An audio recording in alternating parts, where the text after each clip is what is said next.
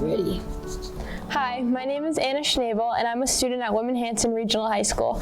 As part of Whitman's 150th anniversary celebration, we are speaking with longtime Whitman residents. Today we have Mary Duggan Watson. Duggan, 2 G's. Sorry. That's okay. Duggan. Okay, the difference between Dugan and Duggan is the Duggans only had 1 G because they were too poor to afford 2. Okay. So I'm a Duggan. Okay, perfect. So I am Lace Cave Curd Irish as opposed to Shanty Irish. Okay. Only had 1 G. Okay. All right, we gotta get that, gotta keep that straight. Okay. Okay, all right. Where did your family live when you were born? I was born at 90 Pleasant Street in what we called then East Whitman, East Whitman. which was on this side of the tracks Okay. that the school is. The other side of the tracks was Whitman, where the Spellmans lived, and the McCarthys, and the Pegmans, and all the uppity-ups, and all the immigrants lived in East Whitman. Okay. My whole neighborhood was all either direct immigrants from Ireland, Italy, or Portugal. We were all either immigrants or first-generation families, and everybody else lived on the other side of the tracks. Okay. So is the neighborhood the same today as it was when you were a child? No? No, it's very homogeneous. It's very mixed now. Okay. But when I was growing up, I can only think of a few kids that parents weren't from Ireland, Italy, Portugal, Azores, you know, with a very immigrant-centered, a lot of apartments, and a lot of kids, a lot of Catholics. Yeah. No birth control. You know, it was 8, 10. One family had 20 kids, you know, so when we went out to play, we went out to play. 20 is a lot. 20 is a lot, yeah. What generation are you as a Whitman resident? So I'm 78, so you're the scholar, you do the math. I'm older than dirt, Anna. Okay. You said there's a lot of kids, so what comes to mind as an important event for the children of Whitman during that time? We played outside. I don't ever remember not knowing how to catch a ball. I don't ever remember not knowing how to hit a ball. I don't ever remember not knowing how to shoot a basket. We just, there were ponds behind Pleasant Street on the opposite side, which they have filled in when they put in the sewage in the 70s. They filled in the area where there were ponds and a hill and everything. We used to swim over there. There was no supervision. The older brothers and sisters, if they were there to catch you and keep you from drowning, you were lucky. Yeah. Because all the parents worked. Everybody worked. Fathers worked, and the mothers, there was a couple factories in town, one especially where all the mothers worked was called Handy Hannah, which was up by the Willow Motel, which was a notorious historical place in itself. But we were around, there was no such thing as daycare. There were no daycare buildings organized, just like everybody's kids watch out for it. And we all just ran in a big pack. Kept each other busy? Yeah. Got it. Yeah. Are any of those ponds still there? Or are most of them filled? I think there's one up on Plymouth Street behind Sam Turgeon's. I don't know if you know it, Sam Turgeon's old and Clayton's old farm. There was a couple ponds up there. Okay. and there were irrigation ditches, which we used to swim in, was not all that safe in it because the ditches were just like big holes in the ground. And again, no supervision. Yeah. So if your big brother wasn't there to pull you out, luckily I had 4 older brothers, so Okay. I lived. Yeah, they saved you. Which school did you attend? I attended a small school on Pleasant Street called the Reed School. Okay. For my first 2 grades, it was directly across the street from my house. Okay. And one of the perks of my mother immigrated from Ireland when she was 15 years old Wow. by herself. It boggles my mind to imagine somebody 15 just That's impressive. whatever they had and come into this country. And she was, I can say this now because she's dead, illegal. So Donald would be, Trump would be looking for her right now. But anyway, he didn't get her. The good thing about my mother coming from Ireland is all the teachers at the school used to say to me, and I didn't know that my mother spoke any different than anybody else. My husband Paul can tell you, they'd say to me, Mary, we're going over to your house after school for tea to listen to your mother talk. And I'd go, what? You know, and they'd say, talk. They wanted to hear her talk. And I'd say, okay, because she had a very thick brogue. And she never left it because they all lived in an immigration community. And Yeah. they all stayed the same. They spoke the same until they died. Wow. So, yeah, and there was a guy that lived right up from, his name was Andrew Douglas, and he was from Dundee, Scotland. Wow. And they used to go listen to him talk. So that was, the teachers thought it was great to listen to these immigrants talk and their accents, their homeland accents. That's awesome. Yeah. What modern items do you remember being introduced during your life? Oh, God. The television. The television? Yeah. I think when we were in the 2nd or 3rd grade, my father came home with a television, and I think we were one of the first families to have it. Oh, wow. And it, was probably, 12 inches, and the next night there was 20 kids in my living room. I was going to say, did you all fight over the TV? Yeah. We were watching Howdy Doody. And then I remember watching Howdy Doody and Rin Tin Tin. But everybody in the neighborhood, I was now the most favorite girl because we had of course there was already 6 kids in my own family, so you had another 20. Yeah. So there's 28 kids, and my mother just walked around everywhere. It was like, no big deal. So the television was the big thing. Okay. Yeah. What Whitman historical event, person, or personal experience is your favorite since living in Whitman? Oh my goodness, historical event. Well, when I was in high school, the Brinks robbery, the truck came right down Pleasant Street. When they robbed it, it was like 1960, 59. That truck came right down Route 58 in Whitman and everything. That was a big thing. Wow. But, my brothers, both my brothers were war heroes. They were. So I found I was looking for pictures. They were both jet pilots in the Vietnam era, and they were both war heroes. And, I thought my mother was the most historical event that ever happened in the world. She was a force of nature. Yeah. My father was an alcoholic, a bad one, but he loved me, and I had a lot of love. But I don't know how she did it. I don't know how she raised all the kids, kept a house, kept a home, sent us all to college. We all graduated from college. We all, except for one. My brother was a Fulbright scholar. Wow. My other 2 brothers were war heroes. I don't know how she did it.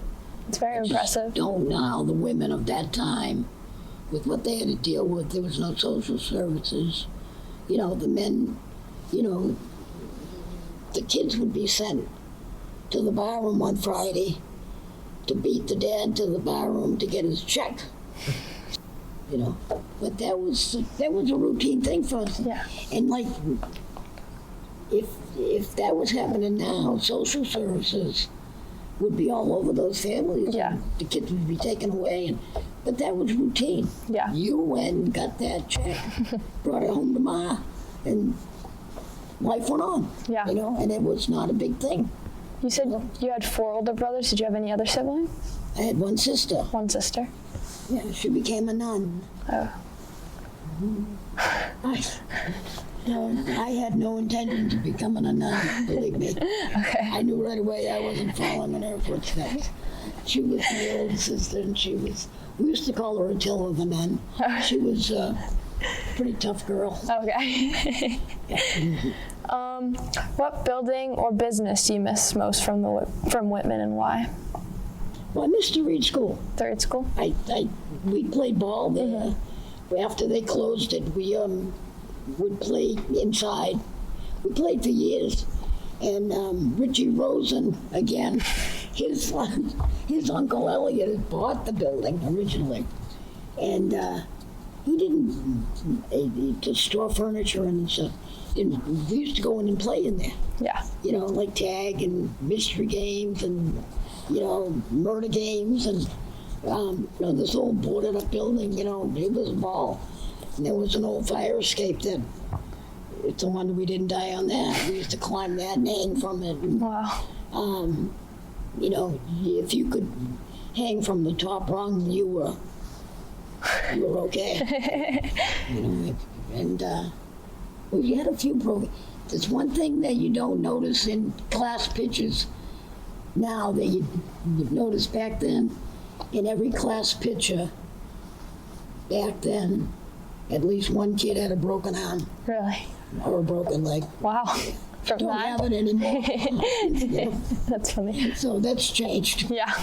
Are you still in touch with any of your friends from that I school? am. Yeah. And, I have here, I know you can't show it, but I have the class I graduated in '63. All right. I know this is going to sound anathema, sinful, awful. My parents, I was a little bit of a feral child. I was very bright, like the brightest in my class, but I was non-compliant on many issues. And my parents sent me to Cardinal Spellman. It was the four worst years of my life. Really? Yeah, barring none. Wow. Yeah, I was a captain of all the sports teams, and Wow. I had friends, but I socially, the minute the bell rang at 2:30, I was on the bus home, and I was back. And I never went to football games there. And Whitman was my friend. I never lost any of my friends from Whitman. That's awesome. I'll go to school because they made me. Yeah. I tried to get thrown out on many occasions. Unfortunately, my aunt was the head of the Sisters of St. Joseph's, so I couldn't get Oh, thrown okay. out. I tried, you know, I tried really. And but I never lost any. All my friends, I have maybe 2 or 3 friends from Spelman. Okay. I'm still very much in contact with all my friends from Whitman. I love that. They live on, you know, I don't know if you know, if you'd be into Cheryl Studley, whose father owned the Carlisle Bowling Room. They were all there, and Sue Pimentel, whose father was the fireman at the East, the fire that's now an insurance company right in the middle of South Ave in Whitman. He used to, if you were good, now I don't know what OSHA would say about this, but if you were good, you could get to slide down the fire pole. Really? Firemen. Was there multiple fire stations in Whitman at the time? At the time, there was that one, and there was one up by Richie Rosen's apartment. Oh, okay. He's paying me to say his name. I know we asked if there's a women historical event or person that was your favorite, but do you have a most impressive Whitman resident that you knew?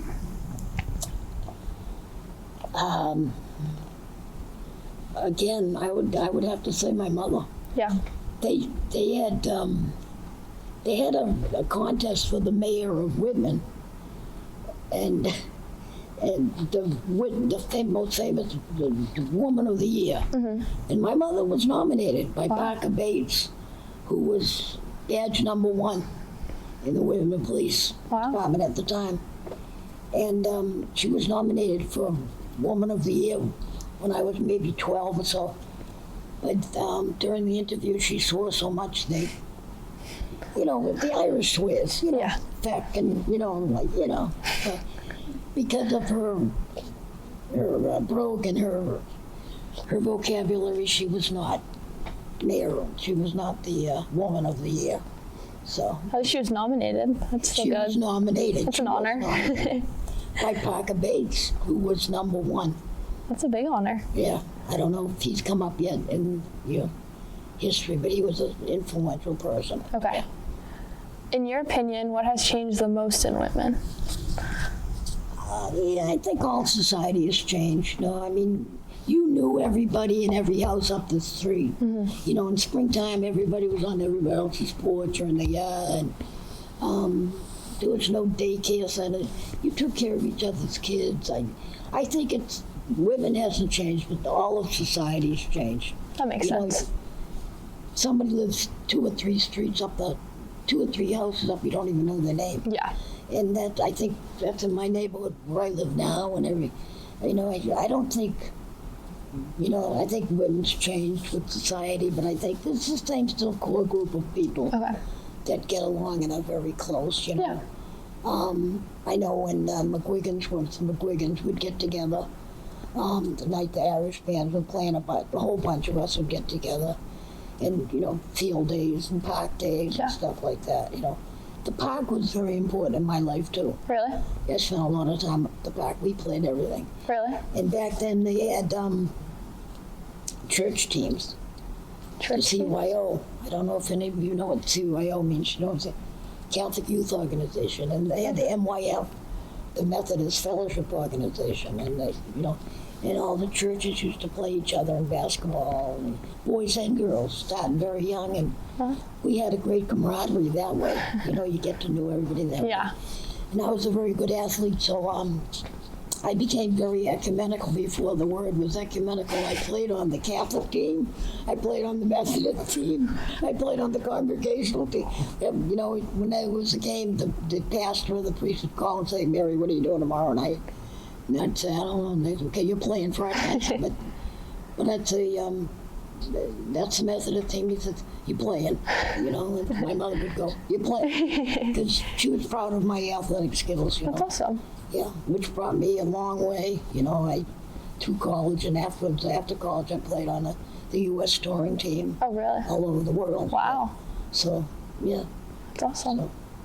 everybody said, "What are you going to do with the girl as an athlete?" Well, and then I ended up in Rockland, and I coached many years at Rockland.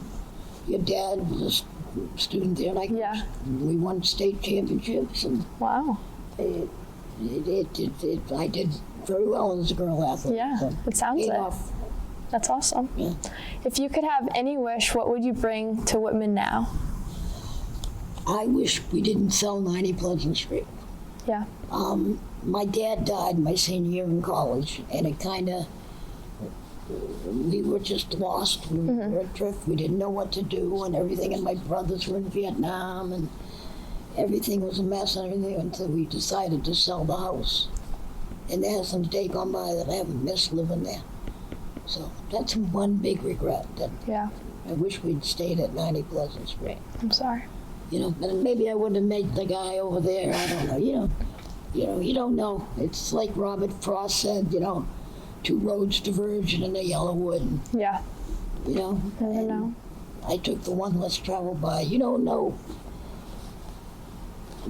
what's going to happen as you travel that journey. Yeah. So things turned out okay. Yeah. Yeah. Is there anything we didn't get to that you wanted to mention or add? Oh, God, gee, the parties, the craziness, it was, no, I couldn't have grown up at a better time, where things were fun and you just played, and I couldn't wait to get out of Whitman when I was a senior in high school and everything, and Yeah. now I just love coming back. Yeah, didn't appreciate it. Yeah, I love everything about it. I do. And, you know, I mean, maybe if I was grown up now, I wouldn't feel the same. Mm-hmm. Growing up then, it was special. It was really special. Yeah. Yeah. Okay, well, thank you. Well, thank you, Anna. Of course. And say hi to Dad. I will. Yeah. Thank you. And you're much better looking than your father. Thank you. I'll make sure to tell him that.